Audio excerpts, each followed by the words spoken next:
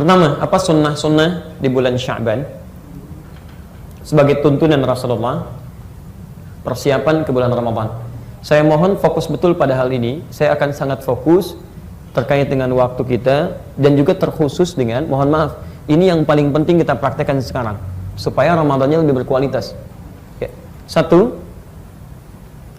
ada sunnah yang berlaku di malam hari, hanya malam.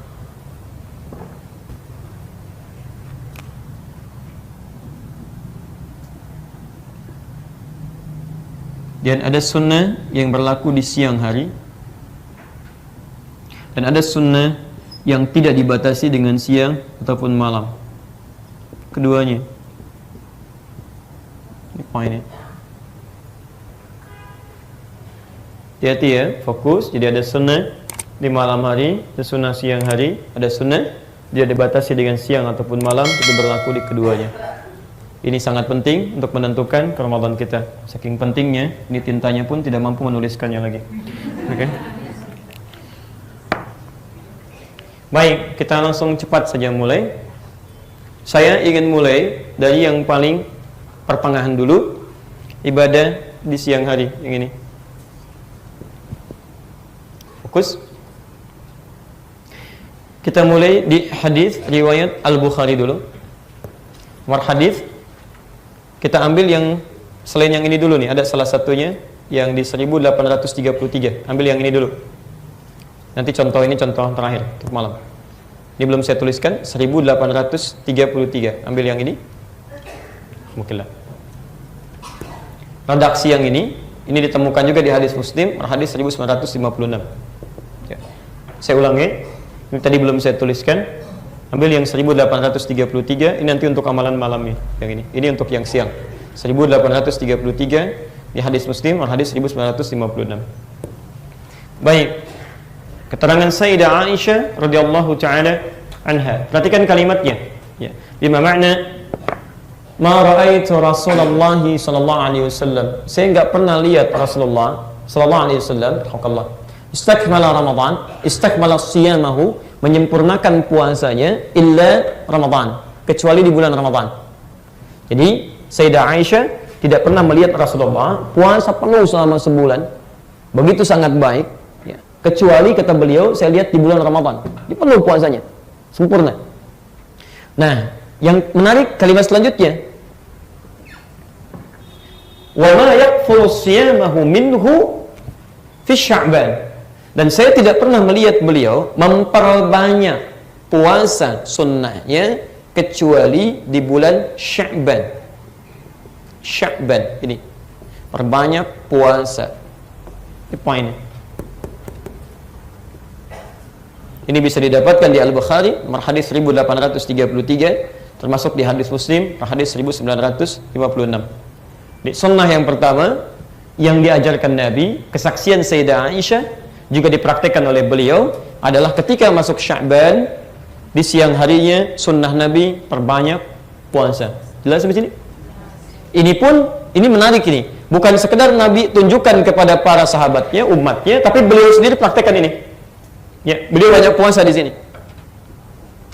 Apa di antara manfaatnya memperbanyak puasa saat di bulan Sya'ban sebelum ke Ramadan? Perhatikan, bukankah tadi kita ketahui di awal bahwa tidak semua orang-orang ketika masuk di bulan Ramadan sudah terbiasa puasa sebelumnya? Maka Nabi mengajarkan kepada khususnya orang-orang ini, atau bahkan yang telah biasa puasa, agar coba berlatih puasa di Sya'ban. Latihan perbanyak, sehingga ketika masuk ke bulan Ramadan, tubuh ini sudah bisa beradaptasi, secara biologis sudah kuat untuk masuk menunaikan puasa, sehingga ketika dia masuk ke Ramadan, ini sudah bukan latihan lagi, tapi sudah normal dia jalani. Baik. Kalau sehari banyak tidak? Sekali puasa banyak tidak? Halo? Satu itu banyak tidak? Yang bilang banyak angkat tangan. Yang bilang tidak? Yang enggak jelas. Baik, satu banyak tidak? Ya, dua, tiga. Masya Allah. Sunnahnya tadi apa? Perbanyak puasa. Sekarang perhatikan, kalau ada redaksi perbanyak, ini dalam hukum, dalam fikih itu bisa relatif sifatnya. Tergantung siapa yang menunaikannya. Bagi Anda satu sedikit barangkali, Tapi bagi yang nggak pernah puasa, satu itu bisa panjang, Pak. Sebanyak. Nahan-nahan, nggak pernah puasa, tidak sedikit. Mungkin yang pertengahan dia tiba-tiba batal dan sebagainya. Ya, jadi ketika kita akan ini, kita bisa ukur diri kita. Tidak harus samakan dengan orang lain. Terkhusus cek ke rumah, coba dilihat. Barangkali Anda biasa puasa, bahkan puasa Nabi Daud. Sekarang puasa, besok tidak. Lusa puasa, selanjutnya tidak. Tapi kan anak Anda belum tentu. Dan apalagi kalau misalnya adiknya sudah mulai balik sekarang, maka Ramadan tahun ini bukan latihan lagi, sekarang sudah praktek. Maka mulailah di Sya'ban, biasakan dia puasa. Masya Allah. Jangan dipaksa ya, perbanyak, mulai sehari dulu. Ya, besok Kamis misalnya kan, Masya Allah, puasa. Dan Anda pun kalau bisa sekeluarga puasa, supaya dia tuh terstimulus. Ya, dia semangat untuk puasa. Bapaknya puasa, ibunya puasa, anaknya puasa. Mulai latihan. Dan Masya Allah, ibu pun kalau sedang libur misalnya, ada masa haidnya, nggak apa-apa. Ya, Anda makannya diatur, tahan, untuk menunjukkan bahwa menghargai si anak yang sedang puasa. Cari ruangan tertentu, waktu tertentu.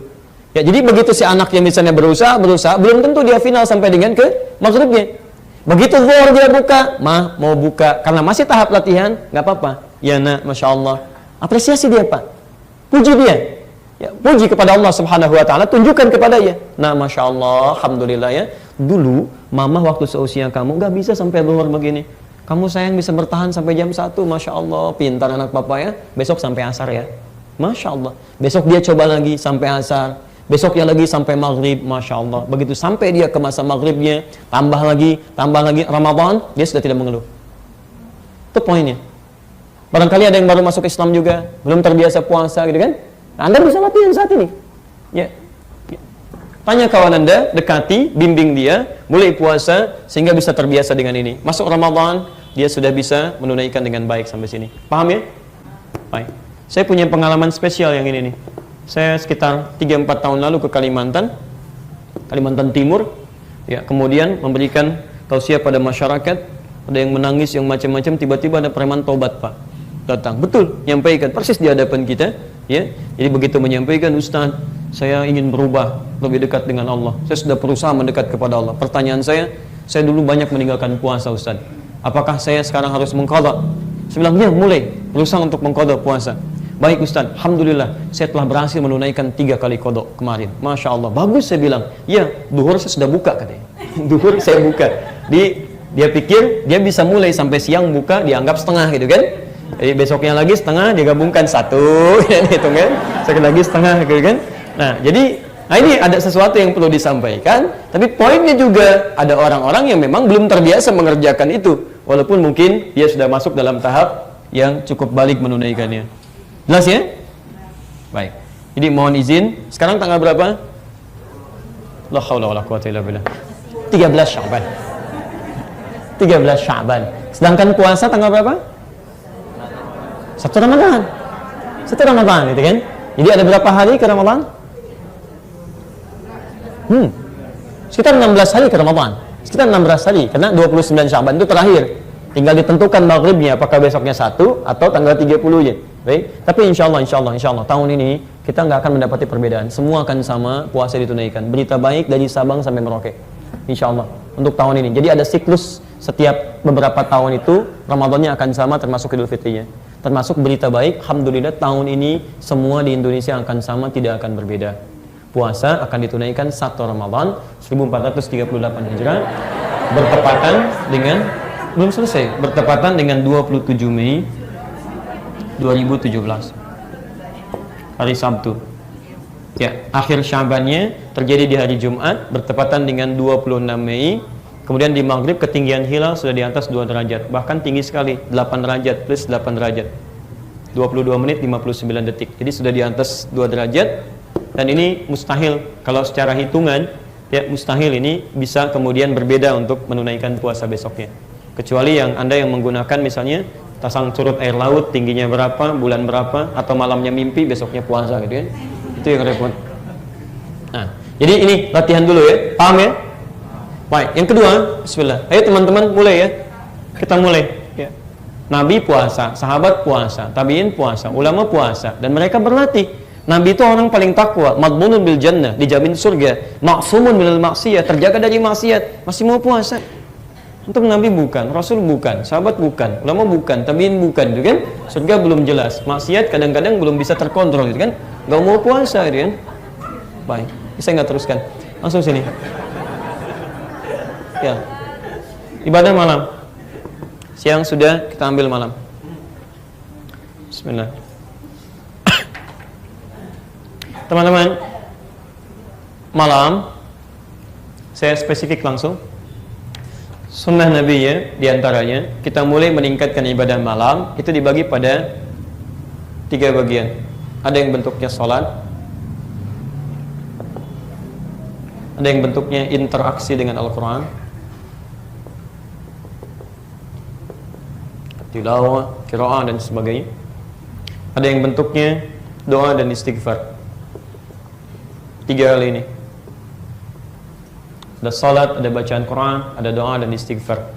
Oke, ini khususnya menjelang fajar disebut dengan sahar, ya, atau jamaknya ashar. Dari Quran surah ke-51 ayat 18, posisi paling kanan di pertengahan, orang-orang yang dipuji oleh Allah. Di Quran surah ke-3 Ali Imran di ayat 16 sampai ayat 17, posisi paling kiri sebelah atas.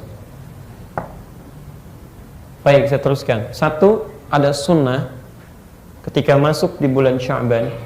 Sunnahnya memperbanyak sholat malam. Sholat malam ini jenisnya ada 3. 1, qiyamul lail. Qiyamul lail. Kalau secara bahasa qiyamul lail itu semua sholat malam yang dikerjakan di malam hari. Qiyamul lail, qiyam lail, bangun di malam hari. Di semua sholat di malam hari disebut dengan qiyamul lail. Tapi secara fikih, kalau kita spesifik ingin bahas, qiyamul lail itu umumnya dipahami sebagai sholat ditunaikan di malam hari pasca sholat isya, dan sunnahnya yang tidak diawali dengan tidur terlebih dahulu. Jadi sebelum kita tidur, antum misalnya, mohon maaf, apalagi di hari-hari biasa, misalnya lelah nih, capek, ya, belum bisa diduga, belum bisa bangun malam tahajud, maka anda bisa lakukan qiyamul lail. Jadi anda setelah sholat isya, sholat sunnah, biasanya kami suka biasakan tuh di Timur Tengah tuh begitu, sholat 4 rakaat, kan? 6 rakaat, tutup dengan witir 1 rakaat atau 3 rakaat. Kemudian kita istirahat. Nah, jadi poinnya sholat yang ditunaikan sebelum kita tidur, yang tidak diawali dengan tidur, jam berapapun dilakukan, disebut apa namanya? Qiyamul lail. Baik. Beda dengan tahajud. Kalau tahajud itu ditunaikan setelah kita tidur terlebih dahulu. Kita istirahat dulu, tidur dulu, malamnya kemudian bangun, tunaikan sholatnya, baru kemudian tutup dengan witirnya. Itu yang disebut dengan tahajud. Paham? Baik, tahajud misal ada di Quran surah ke-17 ayat 79 sampai 81. Posisi paling kiri di atas sampai agak ke pertengahan. Wa minal laili fatahajjad bihi nafilah. Di antara sementara malam silahkan tunaikan tahajud. Baik, sedangkan qiyamul lail, hati-hati. Ketika dimintakan kita mengerjakan secara umum, Allah minta bangun, Quran surah ke-73. Khususnya dari ayat 6 sampai dengan ayat yang ke-20. Nah, sifatnya apa? Lihat sifatnya. Lihat sifatnya. Kalau anda belum pernah terbiasa mengerjakan, itu ada isyarat di Quran, jangan banyak-banyak dulu. Baca bahkan yang ringan-ringan dulu. Ya, kalau bahasa Nabi, di hadis riwayat Muslim, nomor hadis 749. Riwayat Ibnu Umar radhiyallahu taala anhuma. Ini. Salatul laili mathna mathna. Salat malam itu tunaikan dengan minimal 2 rakaat, 2 rakaat. Jadi kalau belum terbiasa salat ini, jangan dipaksakan. Papa, kita sesuai sunnah Nabi di rumah, biasakan supaya kita maksimal seperti Nabi. Langsung 11 rakaat, Masya Allah. Besoknya nggak salat lagi, ya. Ini yang repot. Jadi kata Nabi saja itu menyarankan pada kita, ayo coba biasakan dulu, mulai 2 rakaat, kan? Terus 2 rakaat lagi, 2 rakaat lagi. Wa idza khasya ahadakumul fajra. Kalau khawatir fajar akan datang, mungkin anda bangunnya sedikit terlambat menjelang fajar, dapatnya cuma 2 rakaat, bisa. Atau anda mulai terbiasa banyak sampai menjelang fajar, tutup witir dengan 1 rakaat. Tapi poinnya, mulai dulu terbiasakan dengan 2 rakaat. Ya, ayo kalau bisa saya menganjurkan ya, ayo biasakan. Ya, mulai Sya'ban ini, ya walaupun anda mau tahajud malamnya atau tiba, usahakan dulu bangun sebelum tidur. Kalau bisa sekeluarga Pak, antum laki-laki jadi imam. Ya, antum imam misalnya, ya, belakangnya istrinya, anaknya, ayo sholat, biasakan. Ya, boleh untuk latihan boleh. Untuk anda berlatih supaya membiasakan ini, supaya tahu juga bacaan dan praktek, gak ada masalah.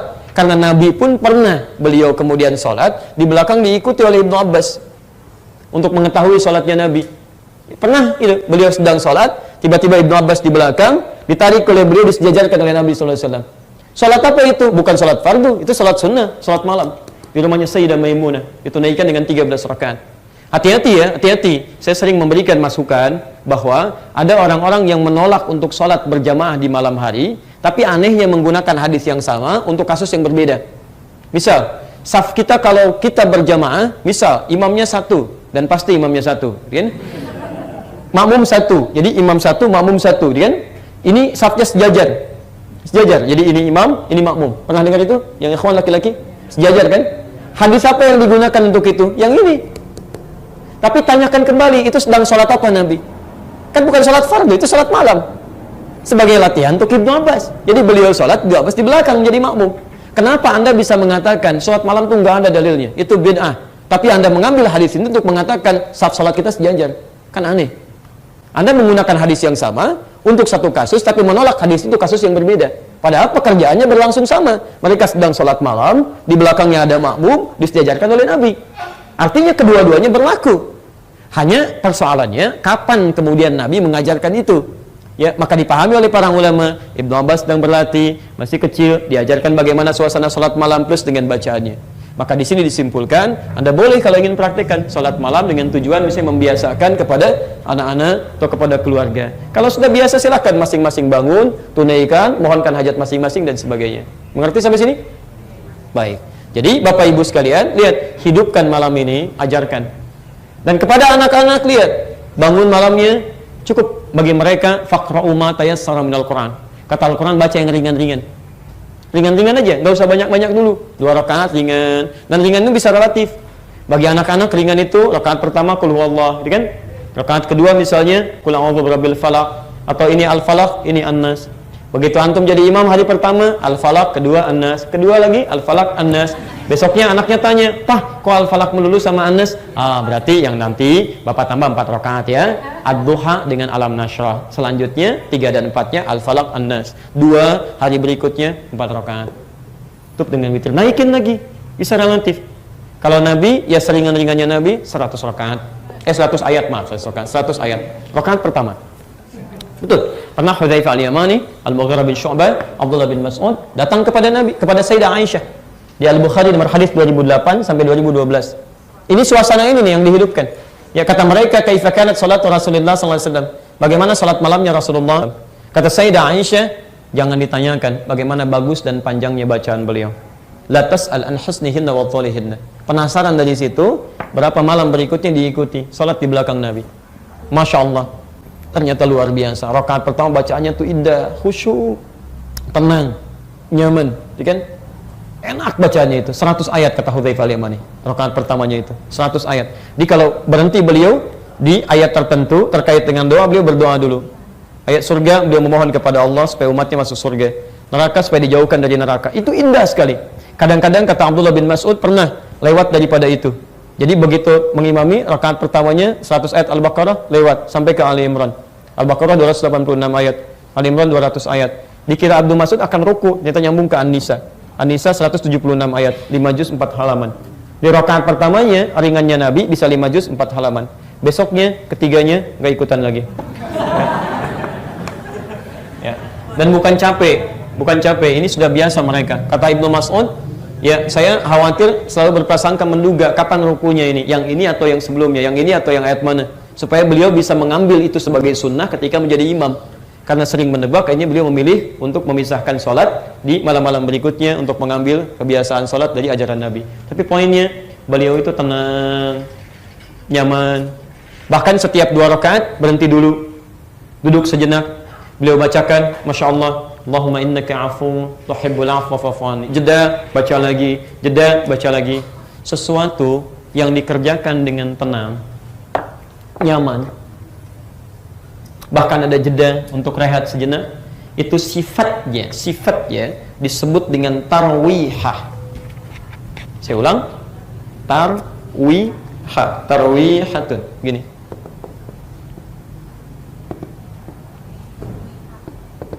Sesuatu yang dikerjakan dengan tenang, santai, khusyuk, nyaman. Sifatnya disebut dengan tarawih. Kadang-kadang Nabi salat 11 rakaat di tempat Sayyidah Aisyah. Kadang 13 rakaat tempat Sayyidah Maimunah. Kalau 11, 13 banyak atau sedikit? Banyak, ya, baik. Kalau banyak itu disebutnya jama' atau tunggal? Jama', baik. Kalau jama', maka ini kita jamakkan katanya dari tarwihah menjadi tarawih. Di tarawih itu jamak dari kata tarawihah. Di tarawih itu bukan nama salatnya, tapi nama sifat salatnya. Di kata para sahabat, salatnya Nabi itu tarawih. Maksudnya beliau tunaikan dengan tenang, nyaman, khusyuk, bagus, ada jeda untuk berdoa. Ini yang disebut dengan tarawih. Ya, di Nabi itu Masya Allah, Nabi, Rasul, saking tarawihnya 11 rakaat, itu kadang-kadang sampai mau subuh tuh tunaikan ini 11 rakaat. Antum Nabi bukan, Rasul bukan, tarawih 23 rakaat Pak, 7 menit, Allahu Akbar, Allahu Akbar, Allahu Akbar, Allahu Akbar. Nah, itu bukan tarawih namanya. Karena itu sebelum kita masuk ke bulan Ramadan, kita hidupkan dengan qiyamul lail, karena umumnya nanti saat Ramadan akan meningkat ibadah malam, khususnya ada sholat yang umumnya dikerjakan oleh orang, itu pasca sholat isya dan sunnahnya. Sholat apa itu? Ini. Umumnya ini. Walaupun ada yang mengerjakan di malam harinya, tapi umumnya orang kerjakan ba'da isya, dari mulai, kemudian setelah sholat sunnah isya, kemudian kerjakan sholatnya. Nah, kalau nggak pernah terbiasa mengerjakan itu, nanti akan turun naik tuh, nggak stabil. Tapi kalau Anda sudah mulai dari Sya'ban, Anda bangun, tunaikan, tubuh kita sudah beradaptasi, maka Masya Allah, begitu selesai Isya, Anda sudah otomatis tuh tunggu sholat berikutnya.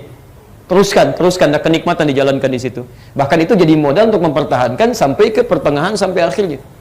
Termasuk, mohon maaf, kalau Anda terbiasa bangun malam, tunaikan tahajudnya, maka Masya Allah, khususnya 10 hari terakhir, ada satu malam yang banyak diburu bahkan oleh Nabi SAW, sampai-sampai mereka menghidupkan malamnya, ya, jadi beristirahat di siangnya, malamnya mereka hidupkan demi untuk mendapatkan kemuliaan malam itu. Ya, apa namanya? Lailatul Qadar. Ya. Kapan munculnya Lailatul Qadar? Yang paling singkat malam, bukan siang. Laila itu artinya malam. Laila itu malam, Lailatul Qadar, malam al-Qadar. Jadi bukan siang. Laila, malam. Laila, layali, lail, leli, laila itu malam. Ibu Leli, ibu malam-malam gitu kan. Laila itu malam. Laila. Ya. Untuk itu, kenapa penting berlatih ini? Ya. Kenapa penting berlatih ini? Anda hidupkan malamnya. Disilahkan bangun, sholat, dimulai-mulai Sya'ban, malam-malam Sya'ban bangun silakan. Mau awalnya kita sudah ke pertengahannya sekarang. Hati-hati, makanya kalau para ulama sudah masuk ke pertengahan Sya'ban, apalagi menjelang akhirnya, itu semakin meningkat mereka amalannya untuk membiasakan diri. Ya, silahkan Anda baca Quran, zikir, tingkatkan sholat, tahajud, qiyamul lailnya dan sebagainya. Bahkan Syekhul Islam Ibnu Taimiyah dalam kitabnya Majmu' Fatawa juz ke-23 halaman 123 itu menyampaikan, Masya Allah, termasuk di At-Tawdi ini halaman 444, itu para ulama itu berlomba menghidupkan malam-malamnya. Ya, apa yang mereka kerjakan? Sholat-sholat ini. Dia menghidupkan amalan-amalan sunnah, bukan bikin sholat baru, bukan. Jadi mereka bangun, tunaikan tahajudnya, tunaikan qiyamul lailnya, dan hidupkan malam dengan baca Al-Quran. Mereka hidupkan ini salah satunya sebagai persiapan menuju bulan Ramadan. Ya, ini tidak mudah Pak Ibu melahi itu. Tidak mudah, demi Allah saya katakan. Nanti kalau orang nggak biasa dengan ini, dia mulai menurun. Apalagi nanti 10 hari terakhir, kalau saya lihat agak beda antara di Timur Tengah dengan di Indonesia. Ya, saya sempat agak lama tinggal di Timur Tengah. Begitu pulang ke sini, biasanya agak lain. Biasanya kalau di sana, mereka Ramadan itu misal 30 hari. Itu umumnya akan memaksimalkan pekerjaan 20 hari pertama untuk ngambil cuti 10 hari terakhir. Ya, jadi begitu 10 hari terakhir, mereka akan buru. Karena ini nggak setiap hari datang, setiap malam tiba. Jadi mereka akan siapkan, maksimalkan 20 hari pertama, 10 hari terakhir, mereka kemudian ambil cuti, maksimalkan untuk i'tikaf. Ya, ada berkumpul di Masjidil Haram, Masjid An-Nabawi, masjid-masjid lainnya untuk mengejar ibadah-ibadah tadi. Makanya mereka selesaikan. Ya, saya punya kisah yang sangat menarik ini, luar biasa. Keluarga saleh, suaminya pengusaha Pak, ya, tapi Masya Allah, ya, itu punya niat yang sangat mulia, punya target. Dengan istrinya berdiskusi, ya, saya nanti mau i'tikaf, saya selesaikan pekerjaan saya 20 hari pertama, saya ambil i'tikaf, target saya bisa menghafal 3 juz Al-Quran. Masya Allah, dalam 10 hari. Jadi bismillah, beliau siapkan pekerjaan, kemudian diawalkan. Begitu tiba masanya, pamit pada istrinya. Istrinya pun memberikan ketenangan. Ya, kalau bahasa kita ini Pak perlengkapannya, anak-anak biar saya yang jaga, nggak usah khawatir. Saya juga akan berusaha menghafalkan yang sama, menghafal Quran juga. Masya Allah. Begitu selesai 10 hari itu pulang ke rumahnya, suaminya berbinar gembira. Wajahnya sudah bersih, ada luar biasa kegembiraannya nyampaikan pada istrinya. Alhamdulillah amati. Ya, alhamdulillah ma, ya kan? Zauji, alhamdulillah. Saya sudah bisa menghafalkan 3 juz Al-Quran dalam 10 hari. Yang tidak bisa saya lakukan sebelumnya karena kesibukan-kesibukan yang lain. Istrinya dengan tersenyum menyambut suaminya dan tidak sepatah kalimat pun keluar dari lisannya karena dia sudah bisa menghafalkan Quran 30 juz dalam 10 hari. Dengan izin Allah Subhanahu wa taala. Ini luar biasa. Nah, Anda begitu coba siapkan itu kan? Ya, apalagi yang mau kita lakukan? Ramadan tahun kemarin banyak bolongnya. Ramadan sebelumnya banyak bolongnya. Dikasih Ramadan sekarang lagi, kita nggak manfaatkan juga. Antum butuh berapa Ramadan lagi? Hai kita mulai gitu kan? Ya kita mulai manfaatkan. Ya sesaat kan kita akan pulang gitu kan? Saat akan pulang, bekal apa yang mau dibawa? Kan lumayan tuh, antum dapat 1 malam aja hidupkan malamnya. Lailatul Qadar itu berapa pahalanya? Bukan, tahu dari mana? Bukan 1000 bulan. Bukan, jangan ngarang, ya. Baik, teman-teman, bahasa Qur'annya khairum min alfi syahr. Inna anzalnahu fi wa ma adraka ma Lailatul Qadri khair. Khair itu lebih banyak, lebih baik. Jadi bukan 1000 bulan, lebih dari 1000 bulan. Khairum min, lebih dari, lebih baik dari, lebih dari 1000. Artinya bisa 2000, 10.000, 100.000, 1 juta dan sebagainya, terserah Allah. Ya, jadi kalau 1000 saja dikonversi sekitar 80 tahun. Jadi kalau Anda malam ini sholat Anda itu sama nilainya dengan 80 tahun sholat tanpa henti.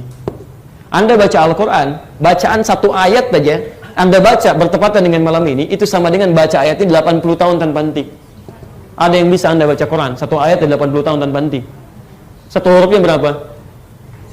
10 kebaikan. Kalau 1 ayat ada 3 huruf saja, itu Masya Allah berapa dapatkan? Alif Lam Mim 3 huruf. 3 huruf gitu kan? Anda bacakan 3 huruf kali 10, 30. Ini hari biasa. Ramadan tidak berlaku. Wal hasanatu bi asyri amsalihha. Setiap yang dibacakan di bulan Ramadan kali 10 lagi. 10 hari biasa. Hadisnya kunci.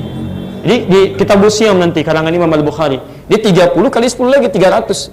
Jadi kalau Anda baca Alif Lam Mim hari ini, itu dapatnya 30. Tapi kalau Anda bacakan di bulan Ramadan kali 10 lagi 300. 300. Anda bacakan Alif Lam Mim setara 300 kebaikan, itu baru sekali baca kali 80 tahun tanpa henti. Berapa? Dan jarang-jarang ada orang baca Quran cuma Alif Lam Mim aja.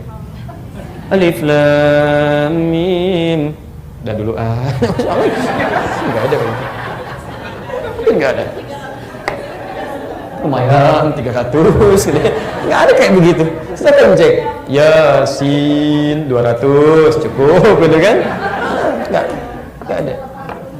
Dan saya ingin sampaikan teman-teman, ya saya tidak tahu ya, Allahu a'lam bishawab, bahwa semua sesuai ketetapan Allah, dengan kadar Allah, dengan segala ajalnya, semua orang bisa kembali kapan saja. Tapi cobalah Anda merenung sebentar. Setiap Anda masuk bulan Rajab, bulan Sya'ban, itu selalu ada orang-orang baik yang kembali lebih cepat kepada Allah sesuai dengan ajalnya. Maksud lebih cepat itu dibanding dengan kita. Sesuai dengan ajalnya, silahkan cek. Ya, Sya'ban kali ini, ya seorang muslimah, Masya Allah, masuk Islam, ya dia belajar dengan baik, jadi ustadzah, mengajar, ya. Kemudian kecelakaan di Cipali dengan suaminya, anak terakhirnya. Tapi kan sebab aja kecelakaan apa sajalah, yang penting meninggal. Yang meninggal itu bisa apa saja, Anda nggak akan tahu mau di mana, mau kapan. Quran surah 31, 34. Tapi poinnya, Masya Allah, coba cek.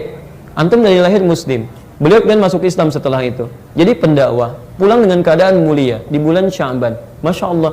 Mohon maaf, dulu Ahmad Muzammil, usia 37 tahun. Ya, dapat pulang di hari Kamis bulan Sya'ban.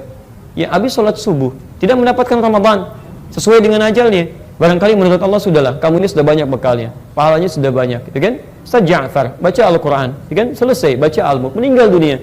Ya, dalam keadaan yang sangat tenang, nggak mendapat Ramadan. Barangkali menurut Allah dipandang cukup bekalnya, kamu sudah cukup, sudah selesai.